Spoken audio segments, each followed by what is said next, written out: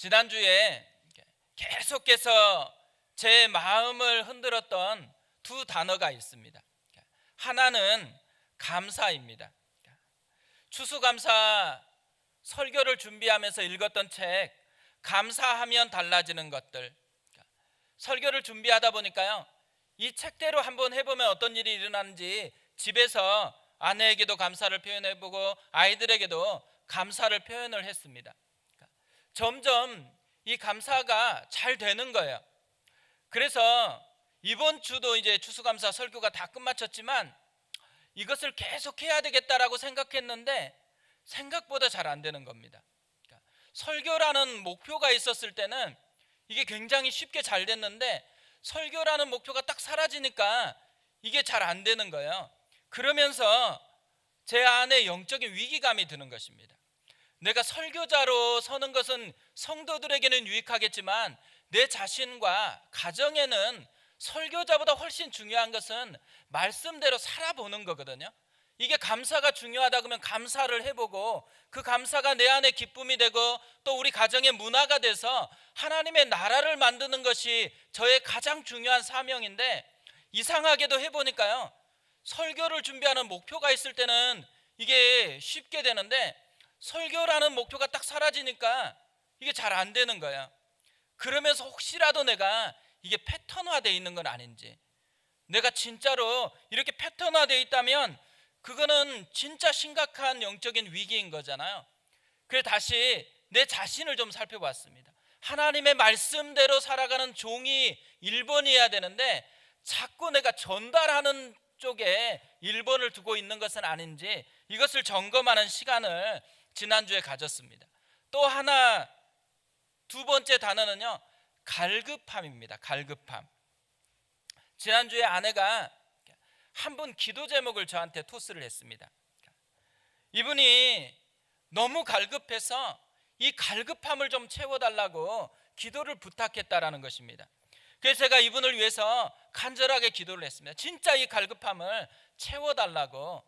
근데 제가 이 기도를 하다 보니까요, 이분만 갈급함을 채워야 되는 게 아니더라고요. 진짜 갈급함을 채워야 되는 것은 제 자신이더라고요. 제가 진짜 주님이 필요하고 제 안에 진짜 예수의 함께하는 은혜가 필요한 건데 어느 순간에 보니까요, 설교자로 많이 살아가는 거예요. 그러니까 누구에겐가 이걸 소개하고 전달하는 것에 너무 익숙해져 있는 제 모습이 있는 거예요. 그러니까 제 안에 설교하는 것보다 훨씬 중요한 것은 내가 그걸 경험하는 거예요. 하나님의 임재를 경험하고 주님이 진짜 나의 생명이다라는 것을 경험하고 그 경험한 기쁨을 나누는 것이 제가 해야 되는 가장 중요한 사명인데, 어느 순간에 내가 경험하는 것은 점차 관심이 없어지고 급급하게 남에게 전달하는 것으로 가득 채워져 있는 제 모습, 이게 지난주에 발견한 저의 모습이었습니다. 그러면서요, 점점 더 갈급해지는 거예요.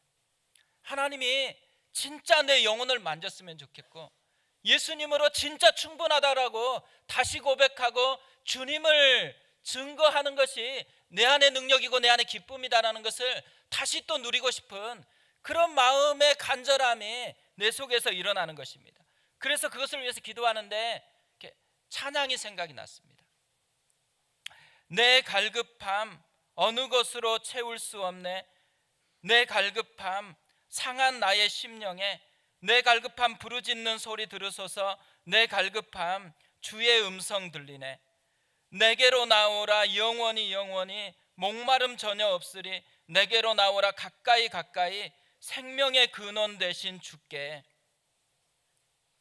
이 찬양을 계속 부르는데요, 진짜 주의 음성을 듣고 싶은 거예요. 주님이 나에게 말씀하는 그 음성에 사로잡히고 싶은 거예요. 그리고 생명의 근원 되신 주께, 진짜 예수님이 나의 생명의 풍성한 근원이셨는데 그걸 다시 온 마음으로 다시 느끼고 싶은 거예요. 그런데 이 마음으로 나를 위해서 기도하다 보니까요, 나만 그런 것 같지가 않는 거예요. 모든 성도들에게 진짜 절박하게 필요한 것이 하나 있다면 갈급함을 가지고 주님을 만나는 거죠. 진짜 예수의 음성을 듣는 거죠. 진짜 예수님의 사랑을 내 사랑으로 느끼는 것, 이것이 모든 성도들이 진짜 갈급해하는 한 가지잖아요. 예배를 드리는 이유, 그분을 만나기 위해서 예배를 드리는 거잖아요. 신앙생활을 하는 이유, 진짜 그분이 내 생명의 근원이고 내 풍성함의 근원이다라는 것을 맛보고 그것을 자랑하기 위해서 신앙생활을 하는 거잖아요. 이것이 우리에게 필요하다라는 거. 그래서 오늘 마가복음을 하려다가 본문을 바꿨습니다. 그때 생각난 말씀이 오늘 말씀이었습니다. 오늘 이 창세기 13장에 보면요, 짧은 4절이잖아요. 그런데 이 4절에 굉장히 두드러진 특징이 있습니다. 여행입니다. 여행. 4절 가운데 2절을 여행을 소개하는 것으로 이야기를 하고 있습니다.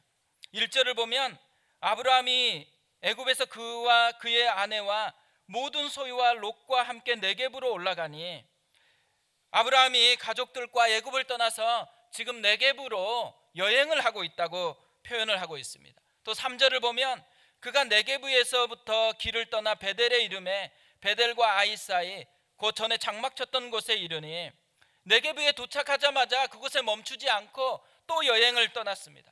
베델로 이동을 했습니다. 아브라함의 최종 목적지는 베델과 아이 사이 전에 장막 쳤던 곳이었다고 이야기를 합니다. 멀찍이 떨어져서요, 아브라함과 아브라함의 가족이 지금 여행하는 것을 살펴본다고 생각해 보세요. 그러면 이 가족의 여행은 굉장히 행복해 보이는 그런 여행일 것 같이 생각이 되어집니다. 왜냐하면 오늘 2절 표현을 보면 되게 행복할 것 같아요. 2절이 이렇게 되어 있습니다. 아브라함에게 가축과 은과 금이 풍부하였더라. 이 여행의 특징을 딱 한마디로 한 문장으로 표현하고 있는데, 가축과 은과 금이 풍부했대요. 여행을 떠나는데 지금 함께하는 그 풍성함, 이런 게 느껴지도록 표현을 해놨습니다. 그런데요, 가까이 클로즈업을 해가지고 아브라함의 표정도 보고 함께하는 아내의 표정도 보고 또 함께하는 사람들의 표정을 본다고 생각해 보세요. 그러면 가까이서 보면요, 이 사람들의 표정은 행복한 게 아니에요. 일그러져 가지고 비참함을 가지고서 지금 여행을 하고 있는 것입니다. 제가 오늘 본문을 묵상하다가요, 아브라함하고 저하고 공통점 하나를 발견했습니다. 그 공통점 하나가 뭐냐면 아내가 예쁘다라는 것입니다. 그럴 줄 알았습니다. 근데 진짜 예뻐요. 아브라함도요, 진짜 예쁜 아내가 있었습니다. 너무 예뻐가지고 애굽으로 내려갔는데 사람들이 이 예쁜 것 때문에 자기를 죽이고 아내를 빼앗아갈까 봐서 아브라함이 아내에게 부탁을 했습니다. 아내로 잊지 말고 동생이라고 그렇게 호칭하자고. 그런데요, 애굽에 사람들이 이 아브라함의 아내의 아름다움을 곳곳에 소문을 낸 거예요. 왕의 귀에 들어갔습니다. 왕이 많은 지창금을 주고서 아내를 후궁으로 맞이한 거예요. 하나님께서요, 이 애굽 왕에게 재앙을 내려가지고 다행히 아내를 다시 구출해가지고 지금 애굽을 떠나서 여행을 시작한 거예요. 그러니까 여기 함께 지금 가족들과 가축과 은과 금을 가지고 나아가고 있거든요.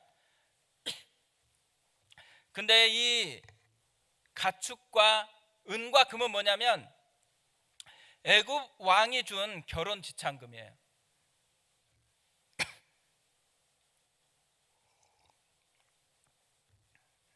결국 아내를 팔아서 얻은 돈이에요. 그러니까 아내를 왕에게 팔아가지고 얻은 많은 재물들이거든요. 결국요, 이 가축과 은과 금은 함께 가고 있는데 계속 뭘 생각하게 해요? 자기의 실패, 자기가 잘못한 거, 이걸 계속 생각나게 하니까 아픔의 흔적이에요. 굉장히 괴로운 비참함의 흔적입니다. 이 흔적을 가지고 여행을 지금 떠나가고 있는 거거든요. 그러니까 겉은 되게 풍성하잖아요. 근데 속은 썩어 문드러져 있어요. 이것이 아브라함의 모습이었습니다. 깨진 마음, 상한 심령으로 지금 여행을 하고 있는 것입니다. 아브라함은 원래 굉장히 대단한 사람이거든요. 아브라함 특별히 두 가지 면에서 굉장히 두드러진 그런 강점이 있었습니다. 첫 번째로는 믿음의 용기가 대단했어요. 하나님께서 가라 이렇게 얘기하니까 고향을 떠나고 친척을 떠나가지고 낯선 땅으로 이동했던 사람, 말씀하시면 용기를 가지고 그것을 헌신할 수 있었던 그런 믿음의 용장이었어요. 또 하나는 그런 예배의 사람이었습니다. 그가 이동하는 곳마다 제단을 쌓았어요. 그리고 그곳에서 하나님께 예배를 드렸습니다. 예배를 드린다는 건 뭘 의미하겠어요? 하나님을 사랑하는 사람, 하나님에 대한 마음으로 가득 채워져 있는 그 사람이 아브라함이었습니다.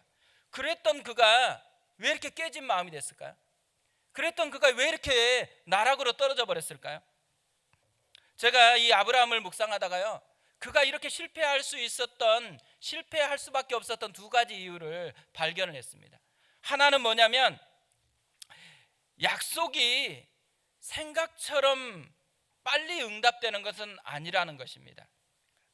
아브라함이 갈대아 우르에 있었을 때 하나님께서 떠나라 그러죠. 그래서 하란으로 와요. 하란에 있을 때 하나님이 또 떠나라고 합니다. 그래서 가나안 땅으로 왔어요. 하나님께서 떠나라고 할 때마다 약속을 주었어요. 약속이 뭐냐면 자녀를 줄 것이라는 것과 땅을 줄 것이라는 이 약속을 했습니다. 하나님의 약속 하나 붙잡고요, 이 말씀 하나 붙들고 지금 그 먼 거리를 이동해서 낯설은 가나안 땅까지 왔거든요. 근데 현재 모습이 뭐예요? 손에 쥐어져 있는 것은 아무것도 없어요. 땅 한 조각도 없어요. 자녀는 물론 없어요. 그러니까 생각처럼 빨리 응답이 안 되는 거예요. 먼 거리로 왔고 한참 시간이 지났는데도 불구하고 손에 쥐어져 있는 것은 여전히 약속밖에 없어요. 시간이 흐르면서요, 감격 때문에 왔잖아요. 꿈 때문에 왔는데 점차 실망감으로 마음이 점점 채워지고 있는 것입니다. 근데 아브라함만 그런 게 아니잖아요. 우리가 신앙생활 할 때 대부분 보면 약속을 붙들어요.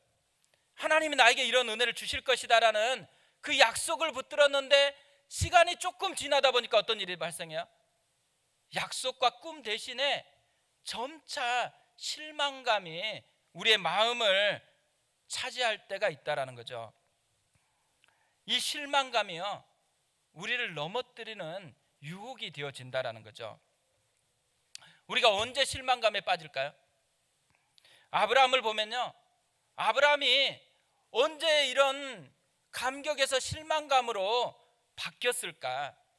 제가 보니까요, 아브라함이 이 감격에서 실망감으로 바뀌어지는 데는 이 아브라함 속에 기준이 바뀌는 게 있더라고요. 아브라함이 처음에 하나님 앞에 나갔을 때는 약속이 기준이었어요. 말씀이 기준이었어요. 하나님이 기준이었어요. 그분이 원하면 무엇이든지 할 수 있다고 생각하고 그렇게 도전을 했거든요. 그런데 지금 뭘로 바뀌었어요? 약속은 온데간데 없고 내 자신이 기준이에요. 내가 원하는 시간에 내가 원하는 그것을 하나님이 해줘야 되는데, 그런데 내 기준에 안 맞는 거예요. 처음 출발할 때는 내 기준이 있다가도 하나님의 약속 때문에 그게 꿈이었거든요. 근데 점차 약속을 붙들고 갔는데 약속은 사라지고 내 기준만 남게 되는 그런 모습이 아브라함에게 생겨났다라는 거죠. 이 정도 헌신했으면 뭔가 줘야 된다라는 그런 생각이 있잖아요. 이 정도 기도했으면 하나님이 응답해 줘야 되는 거 아닌가? 내가 이 정도로 주님을 위해서 헌신하고 있으면 그럼 나에게 하나님께서 특별하게 대해 줘야 되는 거 아닌가? 우리 속에요, 주님을 위해 헌신하다가 나를 위한 것으로 바뀌어지는 이 변화가요, 감격에서 실망감으로 우리를 뒤바꿔 놓는다라는 거죠. 이 아브라함을 보면 우리가 기억해야 되는 게 하나 있습니다. 그게 뭐냐면 신앙생활이 뭔가에 대한 정의예요. 신앙생활이라는 것은 기준을 붙잡는 싸움을 하는 거라는 거예요.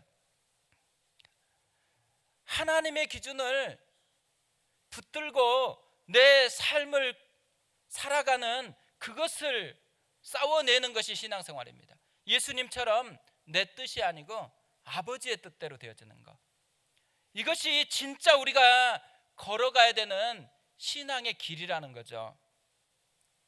두 번째로요, 이 아브라함이 실패했었던 원인이 있다면 예상치 못한 어려움이 찾아온 거예요. 아브라함이 약속 하나 믿고 가나안 땅에 왔잖아요. 가나안 땅에서 아브라함이 맨 처음 만난 게 뭘까요? 우리가 신앙생활을 하고 주님을 위해서 헌신하면 기대하는 게 있잖아요. 이 정도로 주님을 위해서 예배하고 가면 이번 주에는 없던 것도 생기고 이번 주에는 하나님께서 특별한 은혜를 줘야 된다라는 이런 기대감을 갖잖아요. 아브라함도 그런 기대감을 가지고 가나안 땅에 왔어요. 그런데 가나안 땅에 와서 그가 첫 번째로 맞이하는 것은 환대가 아니에요. 심각한 기근이었습니다. 심각한 기근을 만난 거예요. 그래서 가나안 땅에 오자마자 애굽으로 내려가야만 됐습니다. 그러니까 전혀 예상치 못했던, 전혀 기대하지 않았던 어려움을 만난 것이에요. 이런 어려움을 만나자 아브라함이 두 가지 반응을 해요. 하나는, 원래 아브라함이 하나님의 말씀을 따라 움직였잖아요. 그런데 말씀을 따라 움직이던 사람이 본능을 따라 움직이는 사람으로 바뀌어집니다. 하나님 앞에 하나님의 이름을 부르던 그 기도했던 사람이요, 지금은 상황을 따라서 움직이는 사람으로 바뀌어져 버렸어요. 또 하나, 두 번째로는 하나님을 붙들었거든요. 하나님을 추구했던 사람이 인간적인 수단을 붙들고 살아가는 사람으로 바뀌어 버렸습니다. 그래서 아내를 동생이라고 하자고 그렇게 얘기를 한 거예요. 역설적이잖아요.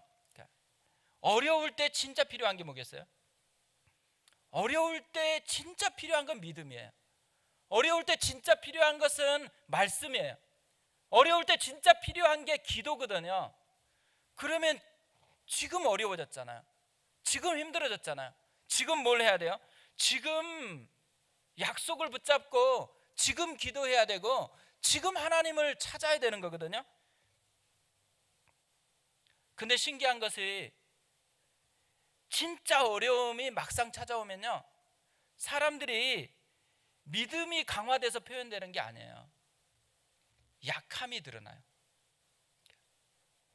우리가 진짜 어려움을 만나기 전까지는 내가 어려움이 찾아와도 믿음으로 살아내야지, 진짜 멋지게 믿음으로 그렇게 한번 살아봐야지, 이런 결심을 하잖아요. 근데 막상 진짜 예기치 않는 거, 자기가 생각했던 것보다 더 큰 게 찾아오면 어떻게 돼요? 그러면 믿음이 나오면 좋은데 실상은 약함이 나와요. 언제 믿음이 나한테 있었는지 온데간데 없고 내 안에 존재하는 연약함만 하나하나 드러난다라는 거죠. 이게 아브라함의 모습이었어요. 하나님께서요,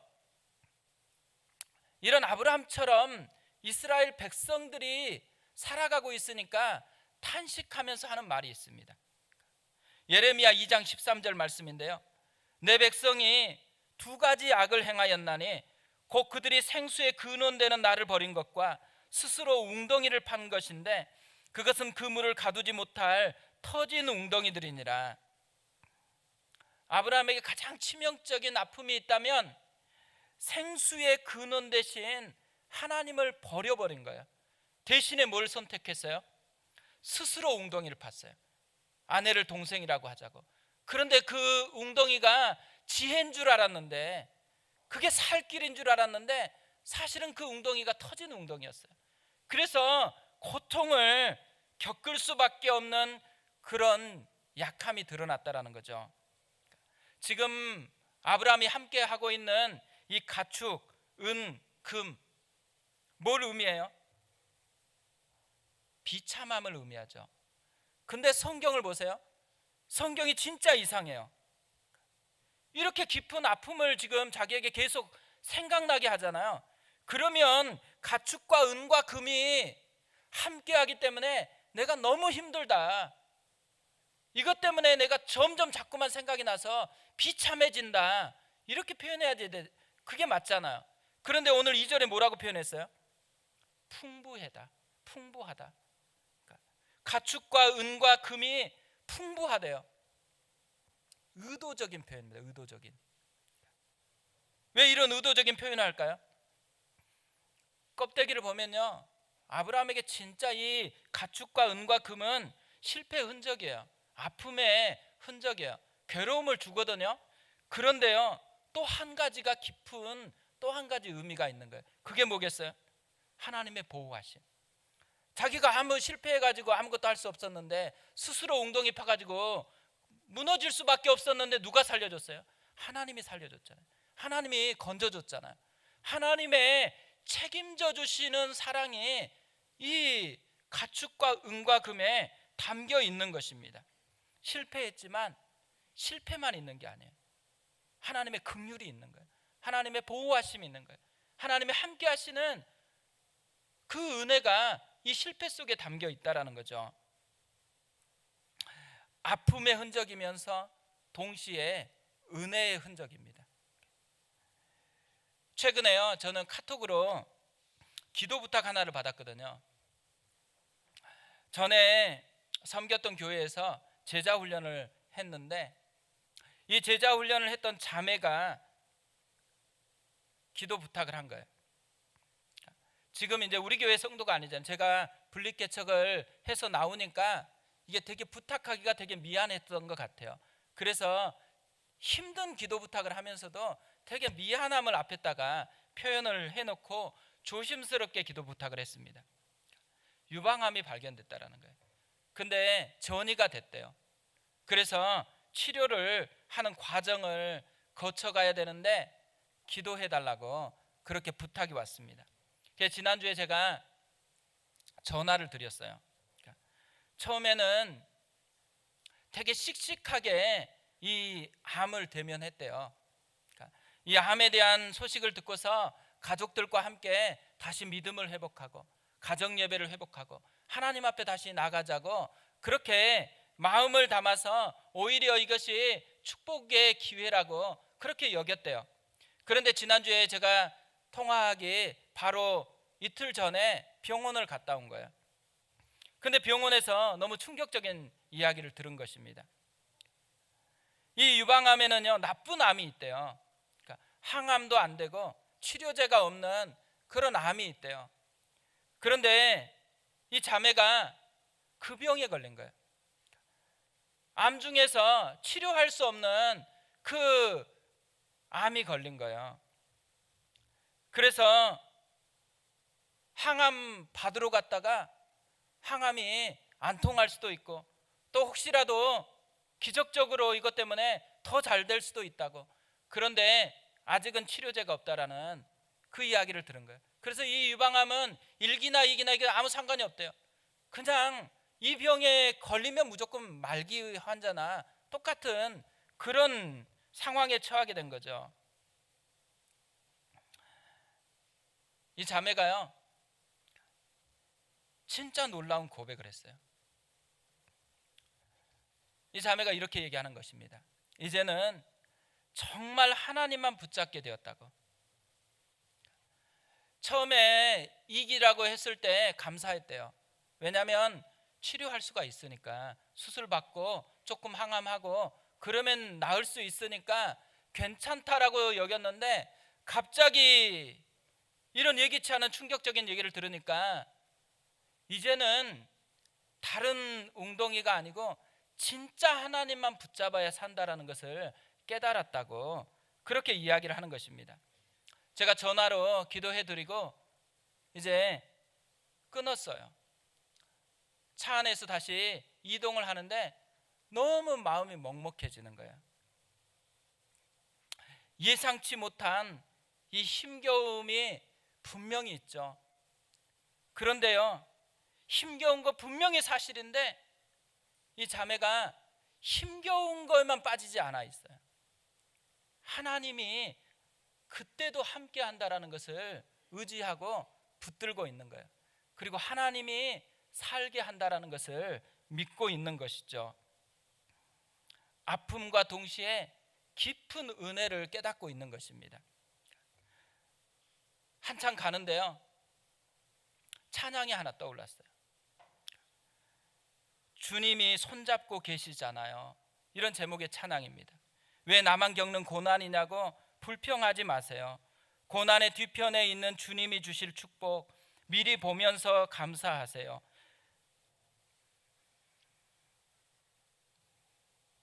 왜 이런 슬픔 찾아왔는지 원망하지 마세요. 당신이 잃은 것보다 주님께 받은 은혜 더욱 많음에 감사하세요. 너무 견디기 힘든 지금 이 순간에도 주님이 일하고 계시잖아요. 남들은 지쳐 앉아 있을지라도 당신만은 일어서세요. 힘을 내세요. 힘을 내세요. 주님이 손잡고 계시잖아요. 주님이 나와 함께함을 믿는다면 어떤 고난도 견딜 수 있잖아요. 이 자매만 깨달은 게 아니에요. 아브라함도 이것을 깨달은 거예요. 비록 아픔의 흔적과 함께 가고 있지만 하나님이 함께 하고 있다라는 거. 이것이 아픔의 흔적이면서 동시에 은혜의 흔적이다라는 것을 붙들고 가고 있는 거죠. 넘어졌지만 주님이 우리를 놓지 않고 손잡고 가고 있다라는 것을 아브라함도 경험한 거죠. 아브라함이 이 긴 거리를 가면서 뭘 생각하는 거예요? 하나님을 붙잡아야 산다라는 거. 진짜 하나님을 붙잡아야만 산다라는 것을 아브라함이 온 몸으로 느끼고 걸어가고 있는 것입니다. 사실 이 아브라함의 여행은요, 물리적으로 애굽에서 베델로 가는 그런 거리의 이동이 아니에요. 아브라함의 이 여행은 하나님을 떠났던 한 사람이 다시 하나님께로 돌아가는 여행이에요. 영적인 여행이에요. 또 하나님으로부터 깨진 마음이었었던 이 사람이 하나님을 다시 붙들어야 산다라는 이 은혜를 붙잡고 가는 회복의 여행이었습니다. 우리가 진짜 지금 경험해야 되는 것이 있다면요, 이 아브라함의 여행이에요. 우리의 일상의 여행이잖아요. 하루하루 살아가는 게 여행이잖아요. 이 여행을 떠날 때 우리가 애굽으로 내려가는 아브라함의 길이 아니고 애굽에서 다시 베델로 올라가는 영적인 회복을 경험하는 그런 여행으로 나아가야 된다는 거죠. 하나님만 붙잡는 여행, 이게 우리가 해야 되는 여행입니다. 아브라함이 하나님을 붙들기 위해서 하는 것이 있어요.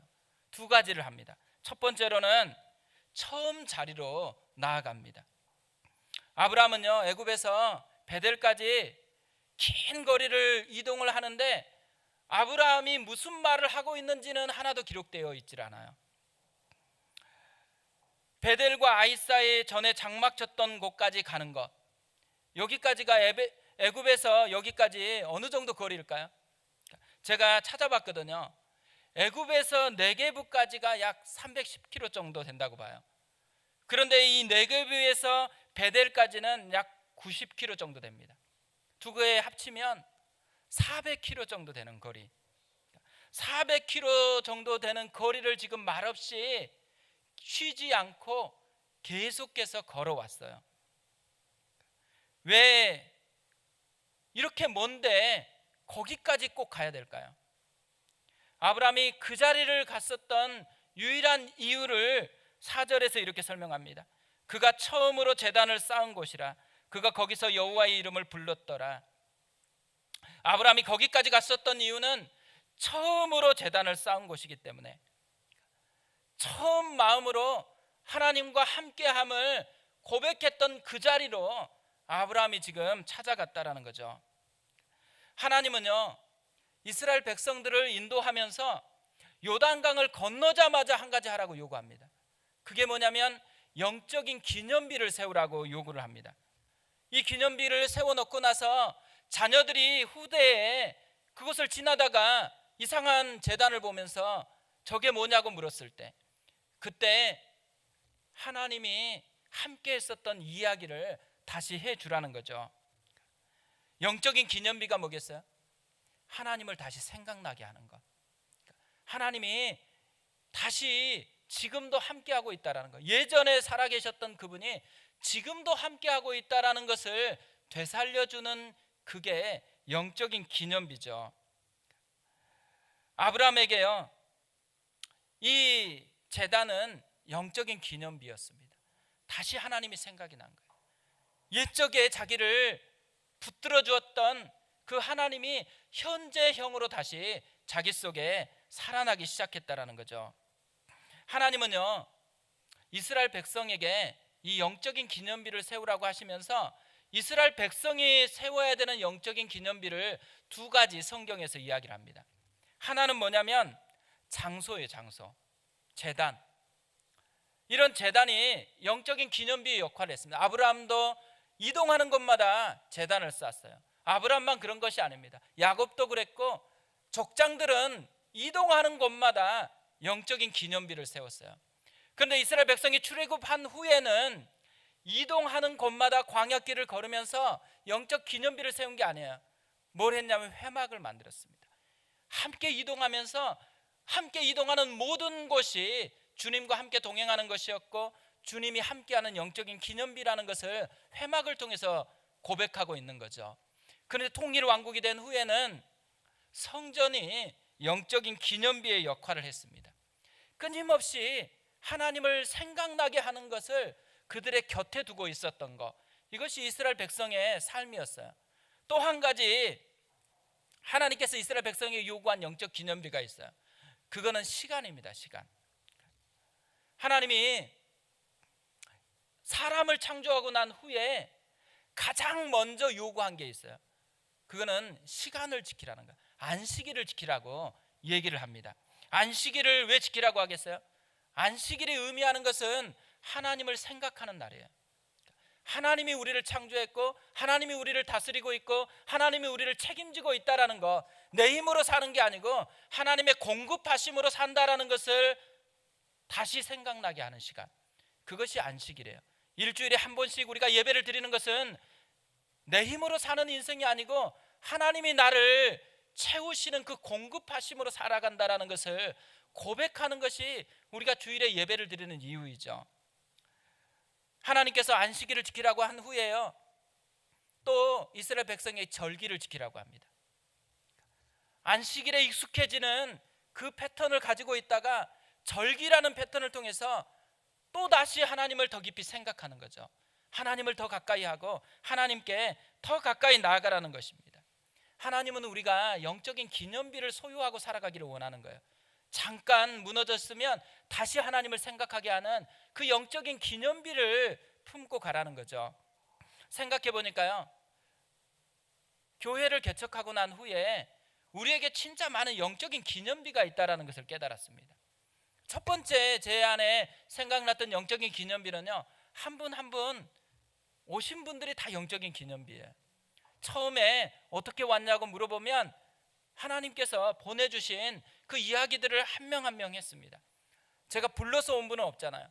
그래서 한 사람 한 사람 오면서 자신의 삶 속에서 하나님이 인도했던 그 이야기를 한 거거든요. 그러니까 우리가 옆에 있는 한 사람 한 사람이 사실은 영적인 기념비예요. 하나님이 우리 안에 살아있다라는 것을 이야기해주는 그런 기념비의 역할을 하는 거죠. 그리고 이 페이스튼에 온 거, 우리가 막 찾아서 장소를 구해서 여기 온 게 아닙니다. 하나님께서 인도해 주셔서 왔어요. 근데 지난주에 식사를 하다가요, 한 분이 우리 교회가 여기에 오기 위해서 며칠간 금식을 했대요. 제가 깜짝 놀랐습니다.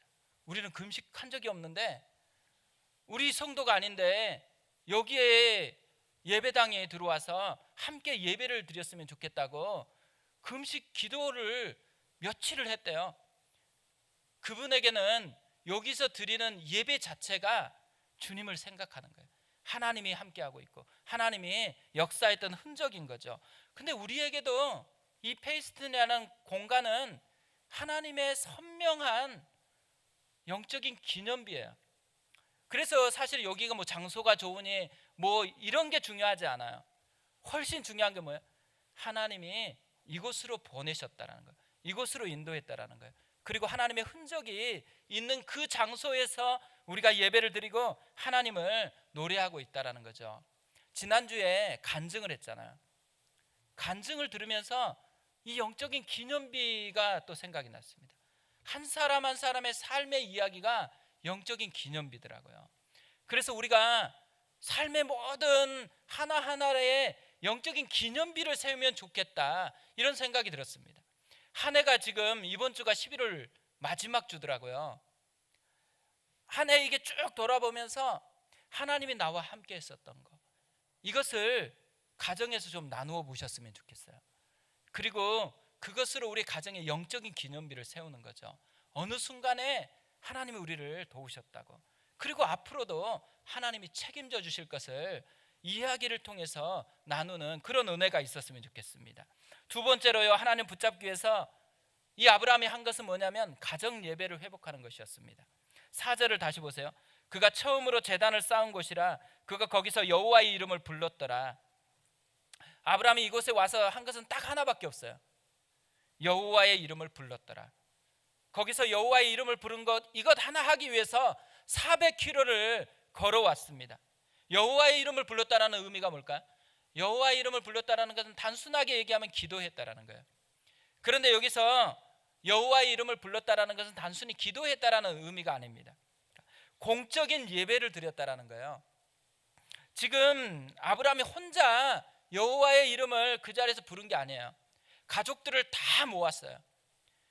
거기서 대표로 아브라함이 지금 여호와의 이름을 부르면서 예배를 드리는 겁니다. 가정 예배가 회복된 거예요. 가정 예배가 뭐겠어요? 우리 가정은 하나님만 바라보겠다라는 거죠. 우리 가정은 하나님만 붙들어야 산다라는 것을 고백하는 시간이 가정 예배 시간이에요. 사실 지금 아브라함이 가정 예배를 드리는 이 모습은요, 지금 너무 서로 사랑하고 친밀해 가지고 함께 시간 모아 가지고 예배 드리는 게 아니에요. 지금 마음이 갈갈이 깨졌어요.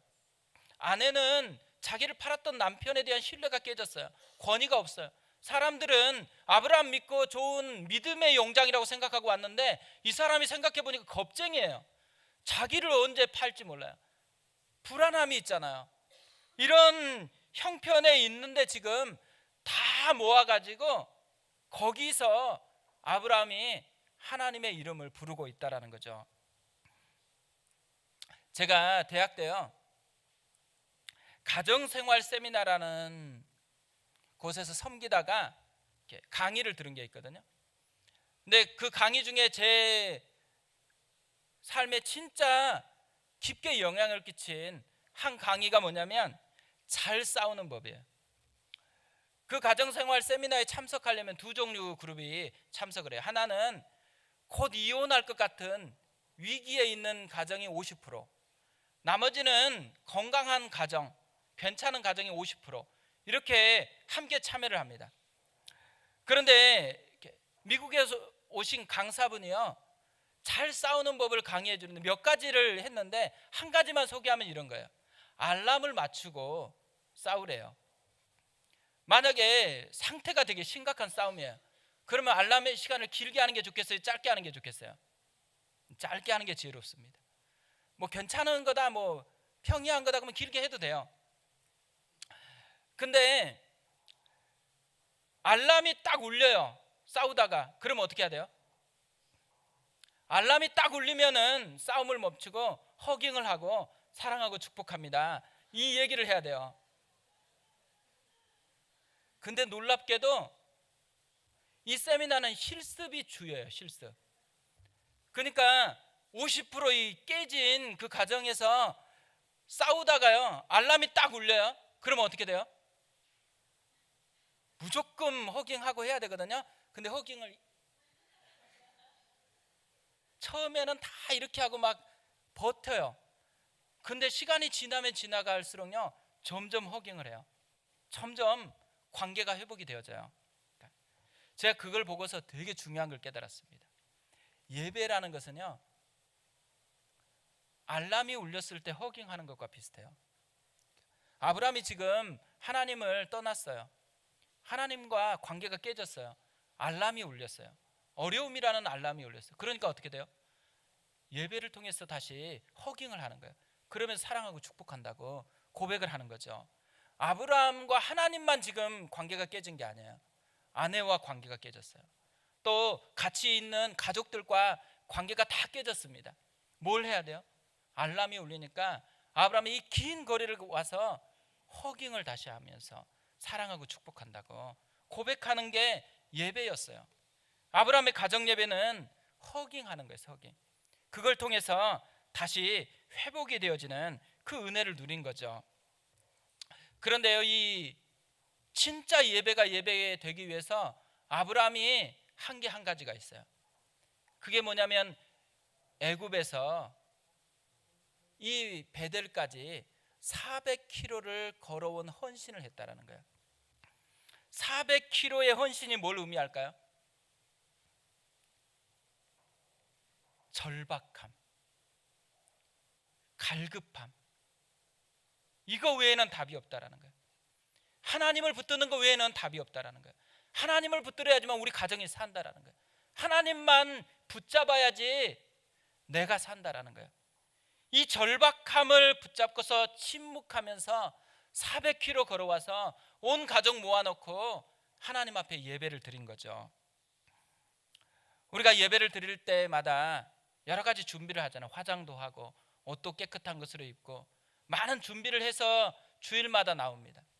그런데 진짜 준비해야 될 게 있어요.